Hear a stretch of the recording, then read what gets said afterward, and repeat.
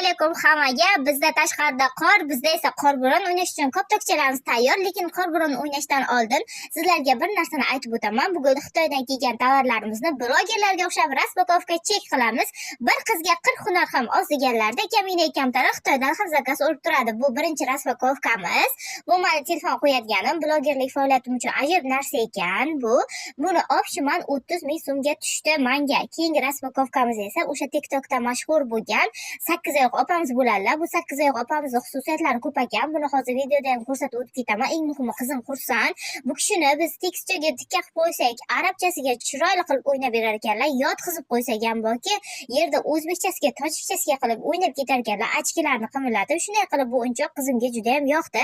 Keyingi raspakovkamiz esa bu blogerlar orasida mashhur bo'lgan o'sha XSY o'shanaqa krem ishlatib ko'raman. Effekti zo'r bo'lsa sizlarga ham tavsiya qilaman. Xo'p, keyingisi esa bu mana halqachalarim. Bu opshi bu 5 ta halqa menga 13 ming so'mga tushdi. Ishoninglar qizlarjonlar, Xitoydan zakaz urish mazada. Keyingi raspakovkamiz esa men har doim Xitoydan zakaz urgan vaqtimda albatta erjonimga nimadir zakaz qilaman. Bu esa sviter. Men o'ylaganda ajoyib ekan. Keyingi raspakovkamiz esa bu menimcha naskilar bo'lsa kerak. Xitoylik opani menga rahmi kelgandan har birdan bittadan zakaz qilsam, yana bittadan qo'shib yuboribdilar. Voy, Xitoylik opajonlarimga rahmat. Ichi shunaqa yungli ajoyib naskichalar. Keyingisi esa bu meni korsetcham bo'lsa kerak. Bu meni men buni bozorlarda 150 mingga ko'rgan edim. Kamida ishoninglar qizlar, lekin menga 50 ming so'mga tushdi. Keyingi raspakovkamiz ham menimcha shu naski bo'lsa kerakdir-da. Bu xitoyliklar ham hayron qolgan bo'lsa kerak. Buni men O'zbekistonda naski sotilmaymi deb. Nima qilay? Hamma jiyanlarimga yangi yilda qizlarimga naski sovg'a qildim. Eng qishga eng ajoyib maqbul sovg'a men naski deb o'ylayman.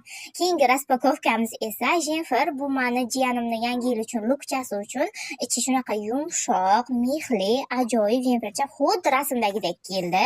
Keyingi raspakovkamiz esa bu meni Abu Bakrimga, meni polvonchamga ajoyib quyonchali obrazcha, lukcha. Bu lekin buni kiygandan keyin u ayiqcha bo'lib qoldi quyoncha bo'lishdi o'rniga. Bu menga 150 ming so'mga tushdi, lekin men buni supermarket do'konlarida kamida 259 ming ko'rdim yoki 300 minglagan borganlarni ko'rdim.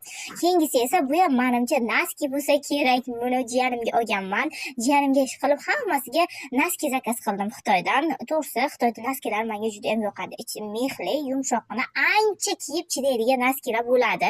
Keyingisi esa shapkacha. Men o'ylaganday emasroq ekan. Shuncha ehbehlarni tomosha qilganman, lekin hamma ilm boriga baraka deganlarda. Keyingisi ham Sini traktorning naski. Bu ham men jiyanimga. Voy bolajonim, sog' bo'lgin. Keyingisi esa bu meni erjonimga sovg'a. Buni raspakovkasini 18-yanvar kuni qilamiz.